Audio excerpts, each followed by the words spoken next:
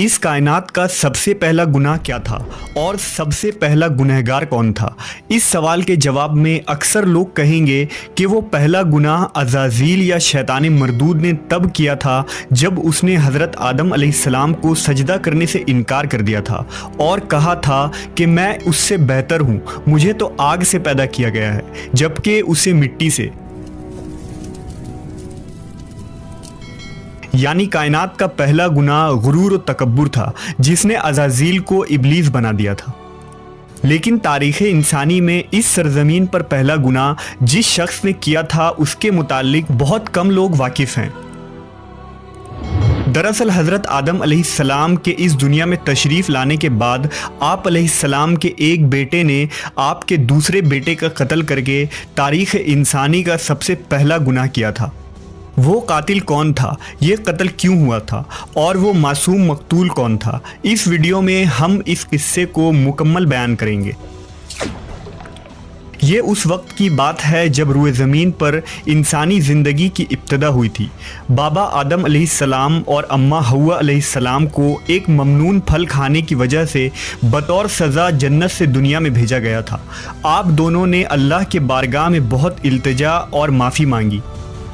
बख्शिश तलब करने के बाद इस फ़ानी दुनिया में आप दोनों सज़ा काट रहे थे। चंद अरसों बाद अम्मा हव्वा अलैहिस्सलाम के बतन से औलाद की पैदाइश हुई।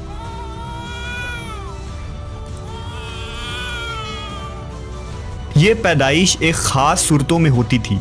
जब भी हव्वा अलैहिस्सलाम हामला होती तो जुड़वा बच्चों की पैदाइश होती जिनमें एक लड़का और एक लड़की पैदा होते थे।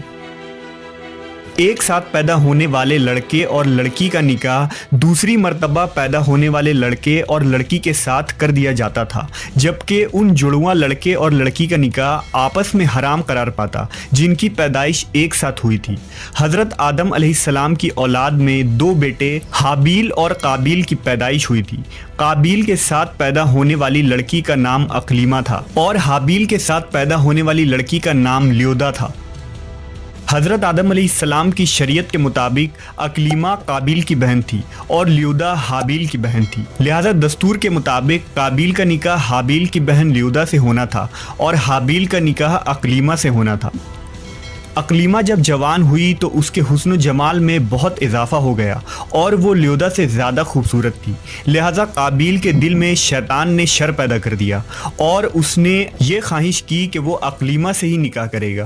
काबील शरीयत से वाकिफ़ था, इसके बावजूद वो अपनी ज़िद और हठधर्मी पर कायम रहा। हज़रत आदम अलैहिस्सलाम ने काबील को बहुत समझाया और अल्लाह का खौफ दिलाया मगर वो ना माना। आखिरकार हज़रत आदम अलैहिस्सलाम ने दोनों के दरमियान फ़ैसला का ये रास्ता निकाला कि आपने हाबील और काबील दोनों को अल्लाह रब्बुल इज़्ज़त की बारगाह में कुर्बानी पेश करने का हुक्म दिया और फरमाया कि तुम दोनों में से जो भी अकलीमा का हकीकी हकदार होगा अल्लाह ताला उसकी कुर्बानी को कबूल फरमा लेगा और इस तरह फ़ैसला हो जाएगा। उस ज़माने में कुर्बानी कबूल होने की ये निशानी होती थी कि कुर्बानी करने वाला अपनी कुर्बानी को पहाड़ की ऊंची चोटी पर रख देता और आसमान से एक आग उतर कर उसको जला देती और जो कुर्बानी कबूल नहीं होती उसे आग नहीं खाया करती थी। अगली सुबह हाबील अपनी बेहतरीन मवेशियों को साथ लाया और उनमें सबसे आला किस्म की भेड़ को कुर्बानी के लिए पेश किया। काबील चूंकि खेती बाड़ी किया करता था लिहाजा उसने कुछ अनाज उठा लाया जो कि सबसे घटिया किस्म की थी। काबील ने सोचा कि अगर उसकी कुर्बानी कबूल हो गई तो वैसे भी उस अनाज को जल जाना है तो अच्छी फसल को बर्बाद करने का क्या फ़ायदा। लिहाजा वो रद्दी और नाकिस किस्म की अनाज लेकर आया। जबकि हाबील एक नेक सीरत और अल्लाह से डरने वाला शख्स था, चुनांचा उसने नेक नियति के साथ खालिस अल्लाह की रज़ा के लिए अपनी बेहतरीन मवेशी को पेश कर दिया। दोनों भाइयों ने अपनी अपनी कुर्बानी एक पहाड़ के ऊपर ले जाकर रख दी। अचानक आसमान से एक आग नाजिल हुई और उस आग ने हाबील की कुर्बानी की हुई भेड़ को जला डाला और काबील का अनाज वैसे ही पड़ा रह गया। यूं फैसला हो गया कि खुदा हाबील की कुर्बानी से राज़ी और काबील से नाखुश है। ये देखकर काबील गुस्से में आ गया और इंतकाम की आग में जलने लगा। उसने सबके सामने ये ऐलान कर दिया कि वो हाबील को जान से मार देगा। اس کے جواب میں حابیل نے اس سے کہا کہ اگر تمہاری قربانی قبول نہیں ہوئی تو اس میں میرا کیا قصور ہے، بلکہ تمہیں تو یہ کرنا چاہیے تھا کہ پرہیزگاری کی راہ اختیار کرتے، اس صورت میں شاید تمہاری قربانی قبول ہو جاتی، اور اگر تم مجھے مارنے پر ہی تلے ہو تو میرا قطعاً ایسا کوئی ارادہ نہیں، میں بہرحال اس معاملے میں تم پر ہاتھ نہیں اٹھاؤں گا کیونکہ میں اسے بہت بڑا ظلم سمجھتا ہوں۔ قابیل حسد کی آگ میں جل رہا تھا، اس پر اس نصیحت کا کوئی اثر نہ ہوا۔ اس وقت تو قابیل وہاں سے چلا گیا، لیکن وہ حابیل کو مارنے کی تدبیر کرنے لگا۔ شیطان لعین جو ابتدا سے انسان کا دشمن ہے، اس نے قابیل کو قتل کرنے کی راہ دکھائی۔ اس نے ایک پرندہ کو پکڑا اور اس کا سر ایک پتھر پر رکھ کر دوسرے پتھر سے کچل دیا۔ قابیل کو معلوم ہو گیا کہ قتل کس طرح کرنا چاہیے۔ حابیل چونکہ بکریاں چراتا تھا، ایک دن وہ درخت کے سائے تلے آرام کر رہا تھا تو قابیل نے اس وقت بڑی بے رحمی سے اس کا قتل کر ڈالا۔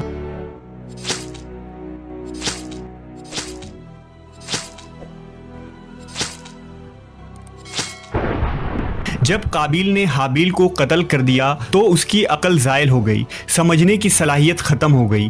اب بڑا پریشان ہوا کہ اس کی لاش کا کیا کرے۔ اس طرح چھوڑنے میں یہ خطرہ تھا کہ درندے اس کی لاش کو کھا جائیں گے، تو وہ اپنے بھائی کی لاش کو بوری میں ڈال کر پھرتا رہا، یہاں تک کہ لاش بدبودار ہو گئی۔ لاش کو چھپانے کا کوئی طریقہ بھی اسے نہیں آ رہا تھا۔ بڑا پریشان ہوا کہ کروں تو کیا کروں۔ تب اللہ تعالیٰ نے 2 کوے بھیجے۔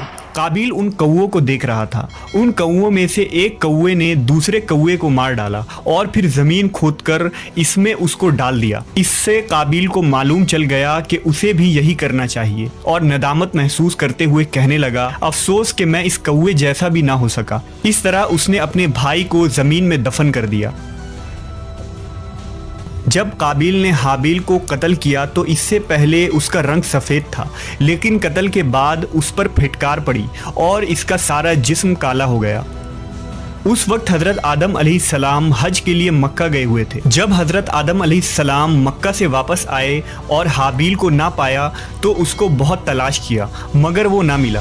لوگوں سے پوچھنے لگے، لوگوں نے جواب دیا کہ حابیل کچھ دنوں سے غائب ہے۔ حضرت آدم علیہ السلام نے حابیل کے صدمے میں کھانا پینا اور سونا سب ترک کر دیا اور شب و روز حابیل کے غم میں رہنے لگے۔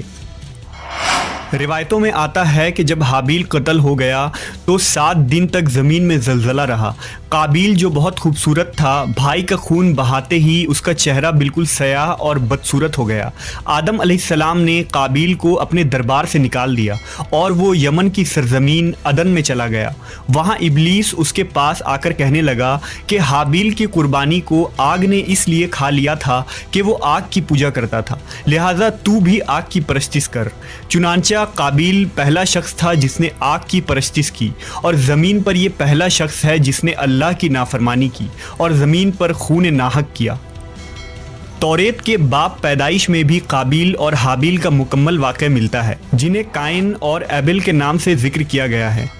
توریت مقدس کے باب پیدائش میں اس واقعے کا ذکر اس طرح آیا ہے، چند روز کے بعد یوں ہوا کہ قائن اپنے کھیت کے پھل کا ہدیہ خداوند کے واسطے لایا، اور حابیل بھی اپنی بھیڑ بکریوں کے کچھ پہلوٹھے بچوں کا ہدیہ لایا، اور خداوند نے حابیل کو اور اس کے ہدیے کو منظور کیا، پر قائن کو اور اس کے ہدیہ کو منظور نہ کیا۔ اس لیے قائن نہایت ہی غضبناک ہوا اور اس کا منہ بگڑ گیا، اور قائن نے اپنے بھائی حابیل کو کچھ کہا، اور جب وہ دونوں کھیت میں تھے تو یوں ہوا کہ قائن نے اپنے بھائی حابیل پر حملہ کیا اور اسے قتل کر ڈالا۔